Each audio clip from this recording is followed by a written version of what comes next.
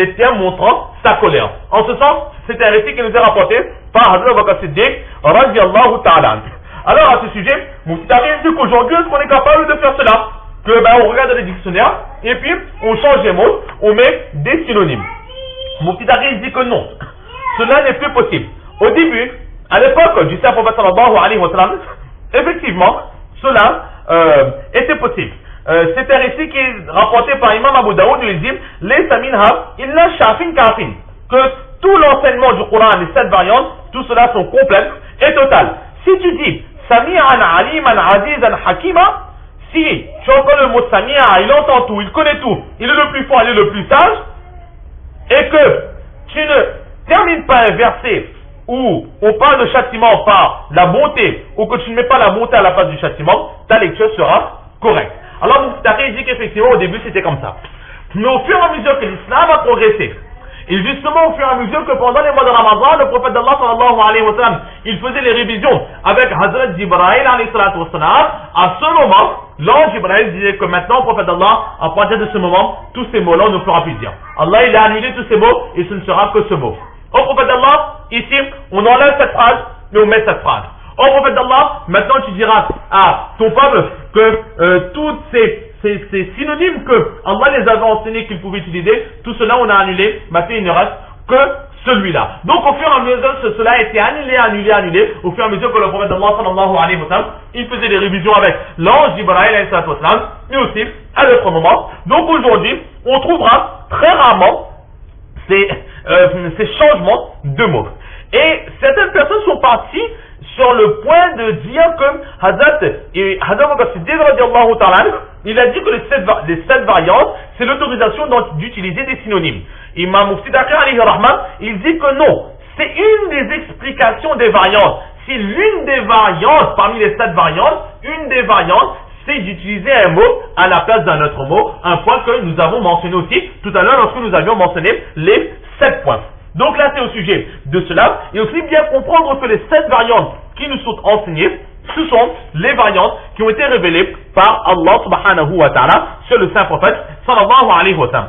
Est-ce qu'aujourd'hui les 7 variantes existent toujours? Oui, aujourd'hui les 7 variantes existent toujours. Nous avons vu que Hazrat Osman radiallahu ta'ala, il a écrit le Coran de façon à ce que les 7 variantes soient incorporées, donc il n'y a aucun changement de le Coran, toutes ces variantes sont toujours présentes comme à l'époque du saint prophète sallallahu alayhi wa sallam. Certaines personnes disent que vous pourrez voir dans certaines explications que Hazrat Abdullah ibn Mas'ud radiyallahu ta'ala était contre cet enseignement. Dans d'autres narrations, Hazrat Abdullah ibn Mas'ud il dit que c'est sa version à lui du Coran qui est la meilleure. Donc, au sujet de l'écriture du Coran à l'époque de Hazrat Osman radiyallahu ta'ala, il va y avoir un froid entre Hazrat Osman et Hazrat Abdullah ibn Mas'ud radiyallahu ta'ala anhuma. Donc, énormément de divergences, on ne va pas entrer dans les points. Mufti Taqi Osmani, il dit simplement, au cas où si vous tombez dessus et que vous êtes dans le doute, Mufti Taqi Osmani il explique que Hazrat Abdullah ibn Mas'ud radiyallahu ta'ala, il n'était pas d'accord avec Hazrat Osman sur 2 points. Le premier point, c'est que, comparé à Hazrat Zayd ibn Thabit radiyallahu ta'ala, Hazrat Abdullah ibn Mas'ud radiyallahu ta'ala, il est resté plus longtemps auprès du saint prophète sallallahu alayhi wa sallam pour apprendre le Coran. Et lui aussi, il a eu la chance d'entendre le Coran dans son intégralité avec le saint prophète sallallahu alayhi wa sallam. Pourquoi est-ce qu'il n'a pas été convoqué pour l'écriture du Coran avec Hazrat Zayd ibn Thabit, et ce sont d'autres compagnons qui connaissaient moins que Hazrat Abdullah ibn Mas'ud radiyallahu ta'ala. Et son objection est valable car il connaît le Coran, il est l'un des plus grands savants du Coran et il n'a pas été appelé pour vérifier le Coran. La réponse à cela c'est que tout simplement Hazrat Osman radiyallahu ta'ala, il devait agir rapidement. Et Hazrat Abdullah ibn Mas'ud radiyallahu ta'ala, il était à ce moment-là à Koufa en Irak. Le temps qu'il arrive, le temps qu'il prenne place et que le travail commence, cela aurait pris facilement plusieurs mois, car il n'y avait pas d'avion, il n'y avait pas de voiture, etc. À cette époque, c'était les montures et c'était un voyage très très long. Donc on n'avait pas le temps de l'attendre, on a commencé le travail avant son arrivée. La deuxième objection, c'est que l'ordre a été donné que chacun viendra réciter le Coran, amènerait une preuve écrite, mais une fois que Hazrat Osman, radiallahu ta'ala, il aura écrit ses manuscrits, alors toute personne aura l'obligation de brûler tous les manuscrits qu'ils avaient en leur possession. De façon à ce que justement, il n'y ait aucun doute possible, il n'y ait plus de mauvaise compréhension, il n'y ait qu'un seul Coran, un Coran authentique, unanime, sans faute d'orthographe, sans faute d'écriture, qui n'amène pas plus tard des complications ou des malcompréhensions. Mais là, Hazrat Abdullah ibn Mas'ud radiallahu ta'ala, il n'était pas d'accord avec cela. Il dit, pourquoi est-ce que moi je vais brûler mon Coran? Mon Coran, je l'ai appris de la bouche du Saint-Prophète sallallahu alayhi wa sallam. Qui est Osman? Qui est Zayd ibn Sabit? Et où est le Saint-Prophète sallallahu alayhi wa sallam? Moi, je l'ai appris avec le Saint-Prophète sallallahu alayhi wa sallam. Pourquoi est-ce que je vais le brûler? Il a refusé. Et à Koufa, il donnait aussi l'enseignement du Coran. Il a aussi incité ses élèves à ne pas donner leur manuscrit. Il disait que mon Coran, c'est le meilleur des Corans, c'est celui que j'ai appris du Saint-Prophète sallallahu alayhi wa sallam. C'est pour cela qu'il n'était pas d'accord, mais selon certaines sources, mais qui n'ont pas été certifiées. Il n'y a pas de texte vraiment explicite à ce sujet, mais certaines personnes disent qu'à la fin de sa vie, Hazrat Abdullah ibn Mas'ud radiallahu ta'ala, il est tombé d'accord avec Hazrat Zayd ibn Sabit radiallahu ta'ala, et tout s'est terminé de la meilleure façon. Et c'est là que Hazrat Zayd ibn Sabit radiallahu ta'ala, il va et donc réécrire le Coran. Et ensuite, il est dit que s'il y a l'ordre avait été donné, s'il y a donc un doute quant à la façon d'écrire un mot, alors ce sera l'orthographe Qurayshi, c'est-à-dire l'orthographe des gens de Makkah qui sera utilisée plutôt que de mal écrire et qui ensuite amène à des petites divergences. Et enfin, Mufti Taqi Osmani, il nous explique encore, la dernière fois, nous avions donné l'exemple pourquoi les 7 façons de lire, les 7 variantes, et ensuite nous avions donné les exemples d'accent, qu'à Paris, à Marseille, etc. Mufti Taqi Osmani, il nous explique autre chose.